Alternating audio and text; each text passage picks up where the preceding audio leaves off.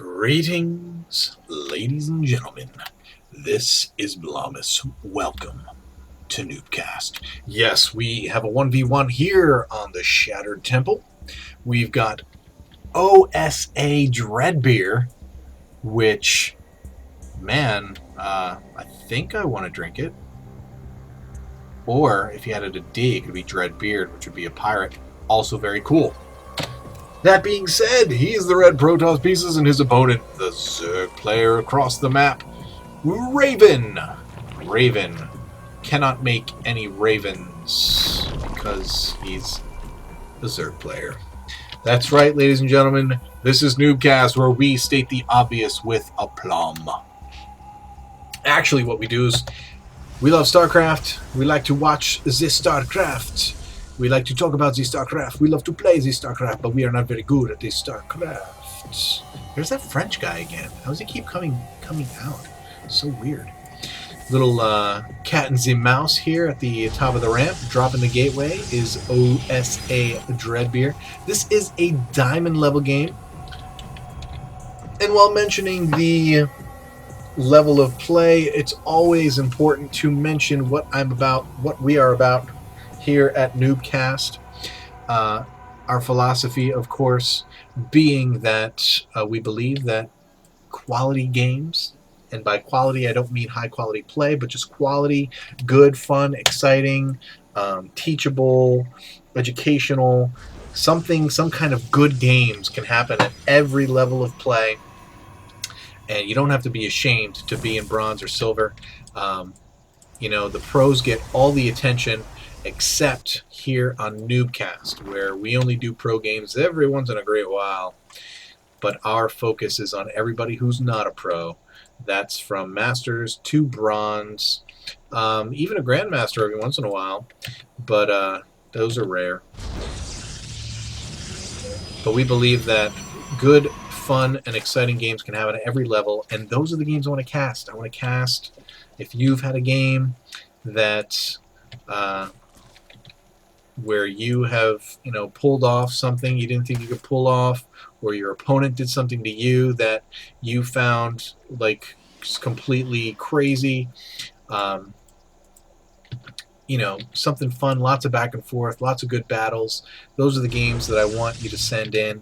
No one and done attacks, no super one-sided wins or losses for that matter. Unless, of course, there's something really awesome to be learned from it, then you can do something like that. Like just recently cast Starmine ZvZ, a silver player against a Masters player. Obviously it's going to be somewhat one-sided, but we can look at that game and be encouraged. We can look at that game and find really good stuff in it to talk about and to think about. And that's really what we're trying to do here at NuubCast. And we want you to be on board. We want you to be a part of it. So send your awesome, kick-ass, amazing replay to noobcasters@gmail.com as these three zealots come in to die. Yes, they're going to have to turn around and run away because 3 zealots can't beat 2 queens and 10 zerglings. Can't be done. No, it can't. Zealot is going to escape with his life for ire. Gas finally going down for Raven. Still sitting on 1 base here. We are 5 minutes into the game, and the Zerg has not yet expanded. Almost makes me believe this isn't a diamond game. But it is, ladies and gentlemen. But Dreadbear, making only Zealots at this point, is getting Warp Gate. Lots of Zealots is what he's going to need, though, as the Zerglings come up the ramp, take a peek, see only Zealots, and run away. Now, if I'm the Zerg player and I see that, what that is going to make me think is that my opponent is going to be teching. We do see 2 more gateways go down, so we are going to have 4 gateways. But at this point in the game, 6 minutes in, it doesn't mean it's going to be your normal 4 gate. There's probably not going to be a proxy pylon, at least not yet. We do have spines going over here. 1 base like this, it makes me think that we might see some High Templar. Some early 1 base High Templar push, or maybe some Archons. When you push up, but now we're starting to see gas units come out, so that kind of thinking kind of starts to go away. If you see the gas units come out, then you know, obviously there's not going to be a lot of gas left for those bigger, badder units. Probably too early in the game to start talking about Templar anyway. But look at this. 3 spines at the top of the ramp. It looks like, I mean, is he seriously just going to be one basing it here as the Zerg player? He only has a spawning pool, so he's only making Zerglings. Perhaps after we see this creep spread, these guys are going to move down to the lower levels so the Zerg player can expand. I've seen that happen before, and it is a pretty good use. Wow. Creep tumors. Just booming. Creep is getting spread. Zealots and sentries coming out. This is going to be tough for the Zerg player, although these guys are the top of the ramp, so if Dreadbear decides to push up here, he's probably not going to win. Queen's coming out. They're going to be able to fight as well, and all the Zerglings, Dreadbear has to run away. Very good defense for Raven. Very nice. Very nicely done. And Roaches finally making their way onto the field. We have good use of Overlords running around, going to be checking all the bases, hanging out, possible later scouting opportunities. Love to see that. And Dreadbear going to be getting his expansion behind his aggression, and Raven dropping these spines down here at the bottom and getting his expansion as well. What else? What else? While these guys are expanding and teching up, I'm sure there's something else I want to tell you. Talked a little bit about game quality, what we want to see, what we don't want to see. No turtle fests, no one and dones. You know, we want those games where you're breathless at the end and you're like, I can't believe I won, or I can't believe I lost. Those are the kind of things we want to see. The kind of things you want to see. Oh, the other thing is, a couple days ago, in a cast, I mentioned the potential of perhaps bringing on. It's not a staff. I mean, it's not like I don't have time to look at all the replays that are coming in. And dude, it's awesome that there's a lot of replays coming in. Nothing makes me happier than having more replays than I can cast in a month.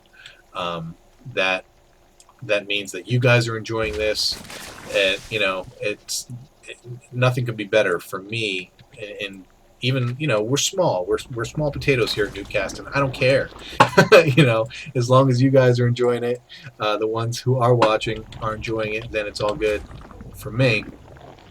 I'm not trying to be Husky or HD or anything like that. Link gonna come in, try and get a look, wonder what he saw. Nothing, just the Forge and a low ground. Still hasn't even seen that expansion yet.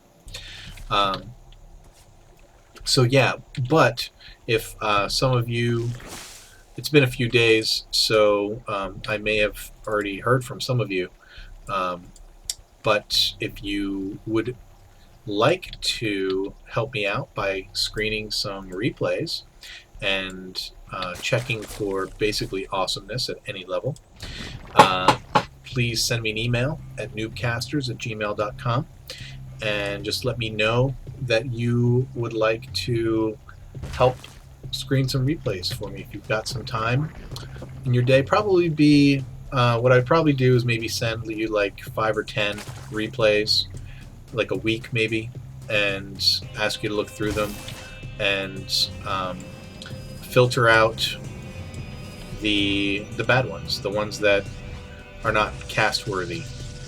Now, in order to do that, you don't necessarily have to be a great player. What I am, when I originally talked about it, I said diamond and up. And the only reason I said that, the only reason I made that delineation there is we see Raven getting ready to pump some infestors, Burrow going down as well, seeing pathogen glands. The only reason I made that that restriction there was because at that level you know how to rely on the minimap, and most players at the Diamond Masters level know how to rely on the minimap. and therefore you're not going to miss action. That's really my concern. Lower level guys probably are well, not probably, they're not going to be as good at being able to follow the minimap, being able to catch all the action. I miss it sometimes. It's happened recently in casts where I've missed drops and things like that. And for your sake, I don't want that to happen. So I'd like for if anyone's going to help out, to be diamond or higher.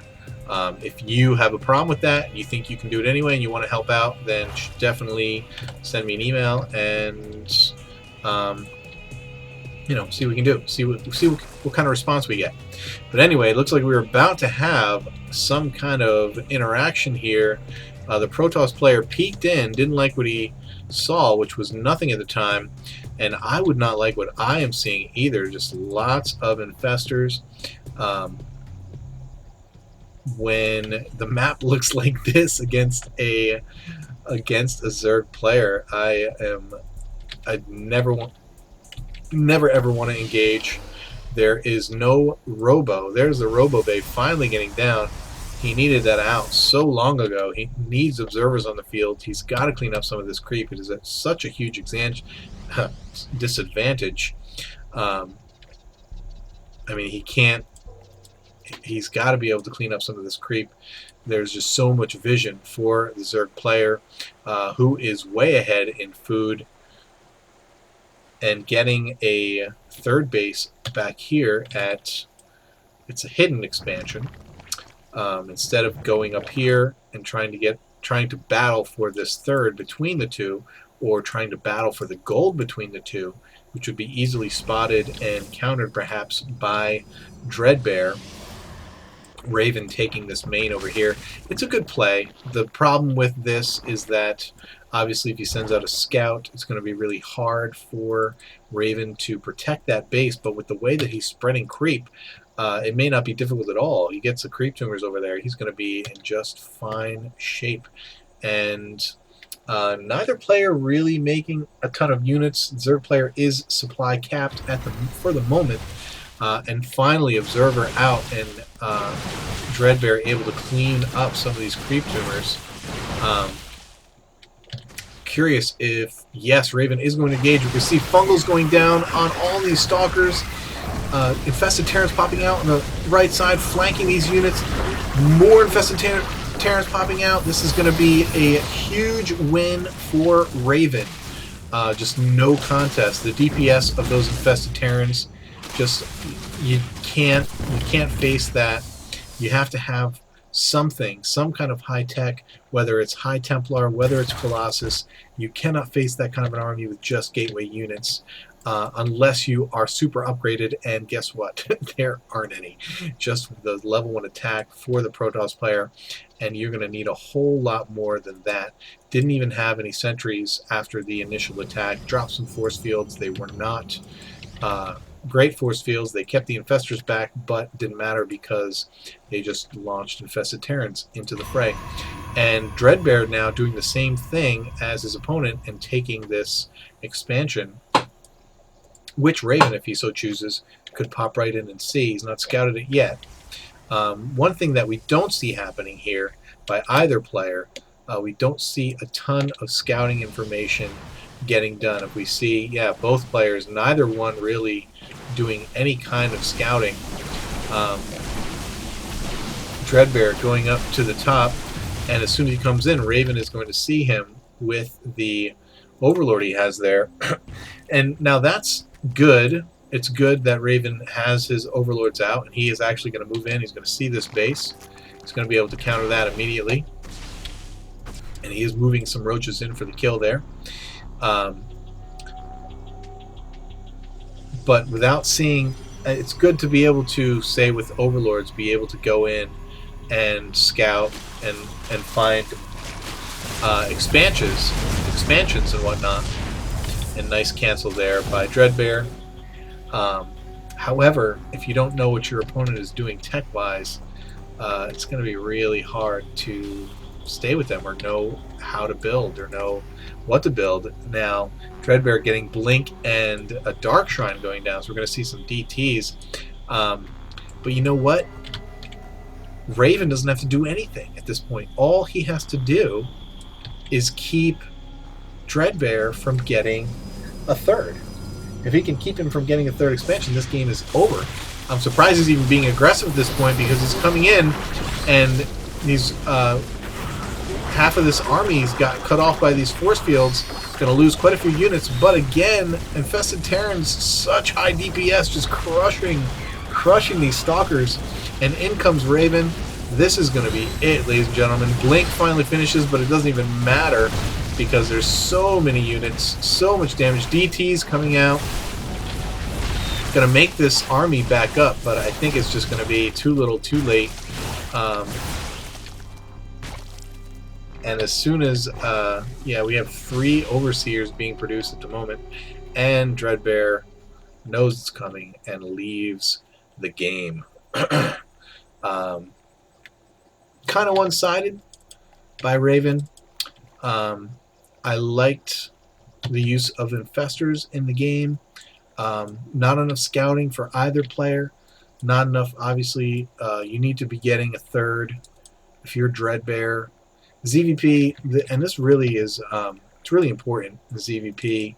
Protoss player, you've got to have your third out. You have to be thinking early third by like 10 minutes. 10, 12 minutes, you got to be thinking, all right, I need to get my third down. Because Zerg is moving fast, and they've got 2 bases up and probably a third already, so you want to have your third up by like 10, 12 minutes, and by 15 minutes, you want to be thinking about your 4th base. It's just a must on this. And now, with Infestors being as strong as they are, and with Neural Parasite, it's much easier to Neural Parasite a Colossus than it is a Templar. And Templars do really good against Zerg Bio, so you might want to be teching straight to High Templar and Dark Templar, and use your Dark DTs to harass, drop them all over the game, get your pylons out on the map, and you know, that's the way Huck rolls. Nary a Colossus. I haven't seen Huck make a Colossus in like 3 months. So Templars, Archons, DTs, get her done, kids. Good game, Raven. Congratulations. And welcome to NuubCast. Thanks for the submission. Hope you enjoyed it. Don't forget to follow us on Facebook and Twitter. Search for NuubCast. Keep climbing that ladder. Peace.